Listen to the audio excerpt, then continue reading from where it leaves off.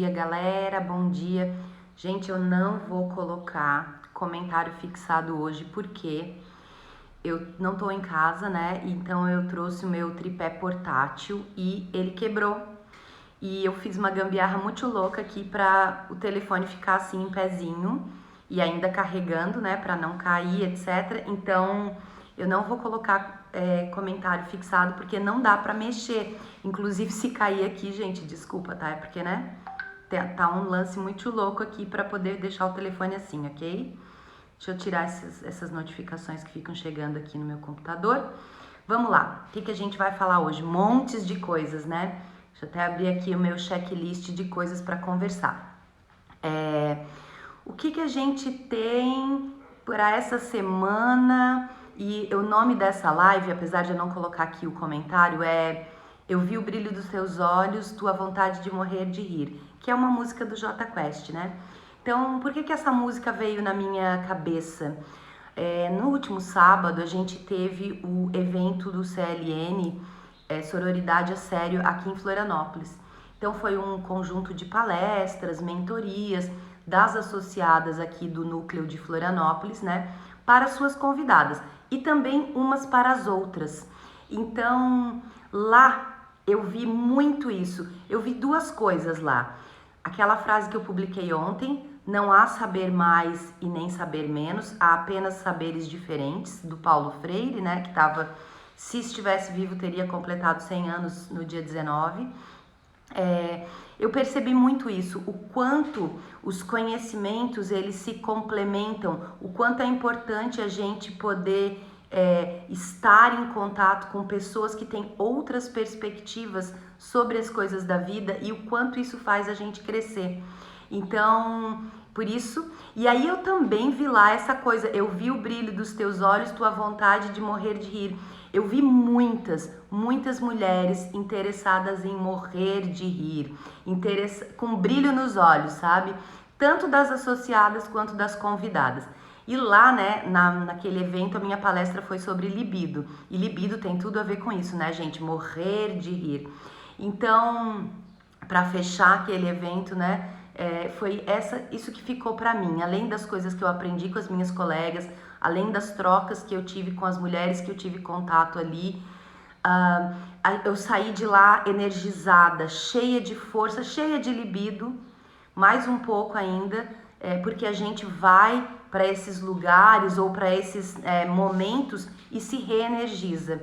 E aí volta para os nossos dias, para as nossas famílias, para os nossos amores muito melhores. E eu acho importante uma coisa também comentar. A companhia de outras mulheres nos deixa mais femininas, né? A gente fica mais atraente, queridas. Então, vamos continuar frequentando os nossos grupos. Ontem à noite teve uma Liga Nacional, que é um encontro de associadas de todos os CLNs do Brasil, né? E teve 4 palestrantes, 4 jornadas de 10 minutos cada. E uma delas foi a Bárbara Saviato, que é minha colega aqui de Florianópolis, né? Ela falou sobre saúde mental. Ela falou uma coisa muito legal. Não se compare a outras pessoas. Compare você com você mesma. E ela até mostrou uma foto dela de quando ela estava na primeira série. Lembram quando a gente ia para a escola e tirava aquela foto clássica assim, né? Na carteira, lá na mesinha com a bandeira do Brasil? Não sei se vocês têm isso, eu tenho. Eu não sei se essa tradição ainda continua. Ela mostrou essa foto e aí ela falou, olha, essa época era a época em que eu tinha que caminhar 1 quilômetro no meio do mato, né? Mato, digo, numa cidade do interior para chegar até a escola. E olha onde é que eu tô aqui, olha onde é que eu estou agora, aqui com vocês numa Liga Nacional, médica psiquiatra, Bárbara. Então, gente, ela falou, né? Para que eu vou ficar gastando meu tempo me comparando com outra pessoa? Porque aquela pessoa não tem nem a minha genética e nem toda a minha história, toda a minha trajetória. Não tem comparação mesmo. Não há saberes, saber mais ou saber menos. Há saberes diferentes. Voltando para a frase do comecinho, né? Então, essa foi a participação da Bárbara ontem e depois a Jéssica Aguiar, que é minha parceira no nosso projeto Ative Sua Libido, também fez uma palestra. Eu vou publicar alguns vídeos aqui, alguns shots que eu filmei enquanto ela estava falando sobre a canalização da energia sexual, a transmutação da energia sexual em energia criativa e a troca de energia sexual com parceiros ou parceiras. Bem bacana, bem importante e ponto de muita atenção, porque às vezes a gente desperdiça essa energia que é a força criadora e geradora de toda a vida. Beleza, falei então do que rolou na semana passada. O que vai rolar nessa semana? Gente, primeira coisa, primeiríssima de todas, começo da primavera. Amanhã começa a primavera, que delícia! Vamos falar um pouquinho da primavera, então? Bom, a gente sabe, né, que a primavera é um período em que, após o equinócio que nós temos no dia 22, amanhã, né, aonde o Sol está passando pela linha do Equador celeste. O que é isso? A linha do Equador terrestre, projetada no céu, o Sol está passando por lá. Então, o que acontece no planeta? O hemisfério norte e o hemisfério sul recebem a mesma quantidade de luz. Isso significa também que o nosso dia e a nossa noite começam a ficar, eles são equinócio por causa disso, né? Igual para os dois hemisférios, e o dia, a quantidade de horas do dia, a quantidade de horas da noite tem a mesma quantidade. Vai ficar mais ou menos, né, parecido. Então, a partir do dia 22 começa a ficar cada vez mais claro, mais cedo, né? O dia vai ficando mais comprido, a noite vai ficando mais escura. Para nós que trabalhamos com arquétipos, o que isso significa? Mais clareza, né? Eu tenho um texto aqui que é o do Planner do Offloading, que eu quero compartilhar aqui com vocês. Inclusive, depois eu vou publicar aqui, tá? Primavera é uma estação de transição. Então, representa o tempo quando eu me despeço das paisagens mais frias, né? E me preparo para entrar nos tons mais quentes do verão, certo? A natureza vai se desabrochando, vai enfeitando a nossa vida, né? Trazendo beleza, trazendo prazer. Um novo ciclo vai começar aqui para nós, tá? O gelo, o cinza, o tempo de recolhimento vai acabando e a natureza vai se revelando mais colorida por causa da incidência de sol, né, gente? Então, o que acontece na primavera? Acasalamento, reprodução, fertilidade, beleza e abertura. Ó, libido, vamos trabalhar nossa libido para a gente aproveitar esse ciclo? A gente resistiu ao inverno, certo? Um tempo mais seco, mais frio, mais de hibernação, mais de recolhimento, né? Agora a gente pode começar a se expor novamente, né? Quando na nossa vida a gente passa por esses momentos hibernais, digamos, né? Tudo ao nosso redor pode parecer que tá frio, que tá aparentemente sem vida, mas é só aparentemente, tá? Às vezes é por causa de uma perda que a gente teve, uma decepção que a gente teve, às vezes é só porque desaqueceu, sabe? A libido ficou mais em baixa mesmo, né? Ou é um momento de pausa na nossa vida, tá? E aí a grande sacada é entender que enquanto isso está acontecendo na superfície das coisas, existe uma beleza oculta dentro de nós, que é se a gente, né, se resguardar nesse período, se a gente concentrar esperança, se a gente concentrar nossa energia, vai chegar a brisa da primavera, vai chegar não só a brisa, mas também o sol que derrete esse gelo, né?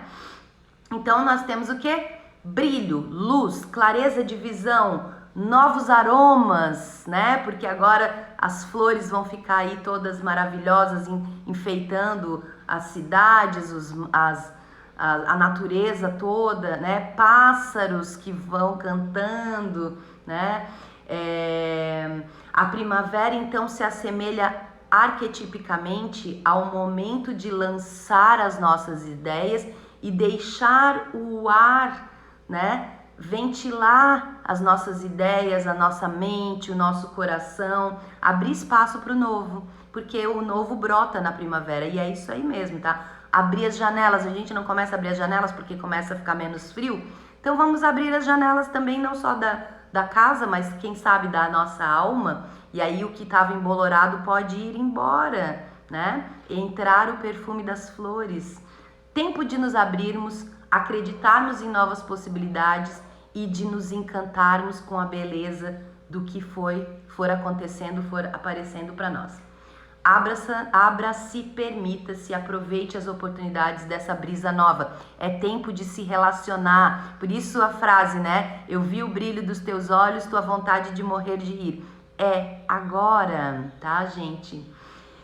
As abelhas vão polinizar tudo por aí. Então vamos ver isso acontecendo. Temos aí 22 de setembro a 20 de dezembro, a nossa primavera, tá bom? Eu costumo falar sempre aqui para vocês, quando a gente tem virada de estação, da roda do ano. Então eu uso esse livro aqui, tá? Que fala da roda do ano. A roda do ano, gente, deixa eu até pegar aqui. Ela veio de um... Ela vem das tradições celtas, das tradições druidas. Antigamente tinha vários grupos desses, mas os celtas foram os que mais popularizaram a roda do ano. E ela tem 8 eventos principais durante um ano. Eles acreditavam que o tempo não é linear, o tempo é cíclico para eles. Então, assim, quase como se... não é assim, eu tenho 46, depois 47 anos, depois 48. Apesar de que a gente até comenta, né? Eu tenho 40 e tantas primaveras, 20 e tantas primaveras, certo? Mas eles pensavam assim, não, a gente vai passar por isso esse ano e depois no ano seguinte a gente vai passar de novo, só que mais sábio. Era essa grande questão da roda do ano deles. E aí eles tinham 8 eventos, 4 deles ligados às mudanças de estação, né? Então, a mudança para primavera, verão, outono e inverno, assim como a gente também tem. Porém, essa tradição, ela é uma tradição do hemisfério norte. Então, a gente sabe que as estações são invertidas, né? Se a gente está entrando na primavera amanhã, eles vão estar entrando no outono. Então, os rituais que os celtas fazem lá em setembro são rituais de outono. E eles chamam isso de Mabon, tá? Que é o quê? Outono é o quê? Deixar as folhas caírem, se preparar para o inverno que vai chegar, né? Já nós, aqui, para nós, a gente estaria comemorando, né, o ritual de primavera, que para eles lá acontece em março, para nós acontece em setembro, e lá se chama Ostara. E aí a gente tem uma ligação do Ostara com a Páscoa, tá? Alguns dizem que a Páscoa é uma variação, né, é uma derivação desse ritual, que em inglês Páscoa é Easter, né? E Ostara é uma palavra parecida com essa, elas têm o mesmo radical. E também temos a deusa Eostre, né? Ligada com isso, que também é mesmo radical, tá? Então, falando um pouquinho de Ostara. Então, para nós que estamos no hemisfério sul, é complicado a gente usar uma tradição relacionada a um outro hemisfério, porque vai ter sentido em uma parte, que é a parte de que época do ano estamos, que é setembro, mas não vai ter sentido se a gente pensar na estação do ano. Então, Mabon seria a última estação antes do ano novo, tá? E o ano novo, na tradição celta, é 1º de novembro, certo? Não é 1º de janeiro, é 1º de novembro. E aí tem lógica, né? Fechamento de ciclo, para eles é o começo do inverno, já é o meio do outono, né? Para nós, isso fica um pouco diferente porque nós estamos saindo do inverno e entrando na primavera. Quando a gente chegar lá em 1º de novembro, a gente vai estar no meio da primavera. Então a gente foca mais em Ostara, apesar de Ostara ter essa ligação com a Páscoa, tá bom? Então, o que a gente tem em Ostara? Dias e noites iguais e gradativamente o dia ficando cada vez mais longo. Então eu tenho mais energia, eu tenho mais disposição, eu quero andar mais na rua, eu quero me relacionar mais, eu fico mais tempo acordada, né? No sentido de tenho mais disposição mesmo, tá? E o sol, fazendo essa incidência maior de luz aqui no nosso hemisfério, aumenta todo o nosso poder, né? Poder de fertilizar, de criar, de procriar, tá? Florescer, tá bom? Então, aquilo que a gente armazenou, né, lá no inverno, agora começa a sair da escuridão e vir para a superfície, tá? Então, é bem isso. Então, aí existe muito essa ligação, então, com a Eostre, que é a deusa da fertilidade, tá, gente? E aí lá, se a gente pensar, né, lá no hemisfério norte, a gente estaria entrando em Mabon, que é o outono, né, que é as sombras indo aumentando, ou seja, os dias ficando mais curtos e as noites mais longas, e aí a gente olhar então para as coisas mais escondidas da nossa vida e se aproximar do inverno, lembrando, né, essa etapa é a última antes do ano novo, tá? Na roda do ano, os quatro rituais que estão ligados com as estações de ano, normalmente no hemisfério sul a gente pensa invertido do que o hemisfério norte, mas as outras que não estão ligadas com as estações do ano, que é o Samarim, o Imbolc, essa palavra, gente, o Lufinazad e o Beltane, essas a gente normalmente comemora na mesma data. Tem gente que inverte, tá? Mas é uma questão de para que rituais, né, Vilca? Qual a importância de um ritual na vida? É a gente se centrar, tomar um tempo para pensar, para ver como a gente está se sentindo, fazer um check-in, né, interior. Peraí, deixa eu ver como é que eu estou me sentindo, deixa eu ver para onde que eu estou indo. No offloading eu costumo revisar o meu portfólio de iniciativas de transformação sempre um pouquinho antes do começo de cada estação. Então eu vou lá e vou olhar, olha, eu tô querendo desenvolver tais projetos, sejam eles, né, gente, de trabalho ou pessoais, não importa. Tô querendo mudar determinados hábitos, tô querendo investir a minha libido, meu tempo, meu dinheiro também, por que não? Nessa direção. Porque a gente faz esse recolhimento para observar e aí expor, tá? E é lógico que eu posso usar o que a estação do ano me proporciona de facilidades. Então, já que eu vou ter um monte de luz do dia, vou aproveitar isso aí, certo? Então, isso que eu queria falar para vocês sobre a primavera chegando, que nós temos amanhã, tá? Que mais, gente? Nossa, já tô quase chegando no final do meu Pomodoro aqui. Vocês sabem que eu faço um Pomodoro, né? Falei já do CLN, falei da primavera. Tarologia, olha só o que vai acontecer. Vilca incubou durante os últimos meses um projeto de estude tarô comigo. Então a gente vai fazer o quê? Nós vamos passar, como eu tenho vários tarôs diferentes, né? Tarôs que não são tão acessíveis, inclusive porque estão em outro idioma ou porque não tem para vender no Brasil e eu fui comprando ao longo dos anos, né? Eu vou fazer uma espécie de jornada, tá, gente? Então, nós vamos ter o quê? No início de cada signo solar, eu vou fazer uma jornadinha da quantidade de dias relacionada àquele naipe versus arcano maior ou menor. Como vai ser? Vou explicar. Libra, estamos começando Libra agora no dia 23 de setembro. Libra é um signo de ar. O naipe relacionado a ar, que é razão, pensamento, expressão, comunicação, é espadas. Então eu vou passar com vocês 2 tarôs diferentes, passando por todos os arcanos menores, tá? Lá do Ás até o Rei de Espadas, ok? Então nós vamos passar isso aí. Quando chegar lá em Escorpião, que é 23 de outubro, Escorpião, signo de água, naipe de copas. Então, nós vamos para a mesma coisa, naipe de copas. Quais são os tarôs que eu vou usar nesses primeiros 4 meses, né? Que vão passar por espadas, copas, paus e ouros, tá? Sempre começando no dia do signo solar. O primeiro tarô que eu vou usar é o Wildwood, que é um tarô da natureza selvagem, a gente poderia dizer assim, tá? E o segundo vai ser o prateado das bruxas. Depois que a gente passar por esses 4 primeiros meses de estudo de arcanos menores, nós vamos para os arcanos maiores, fazendo uma jornada de arcanos maiores, tá? Aquário, Peixes, Áries e Touro. Aí eu vou usar o Mystics Deck, depois o Wildwood, arcanos maiores, prateado das bruxas e o Gaian.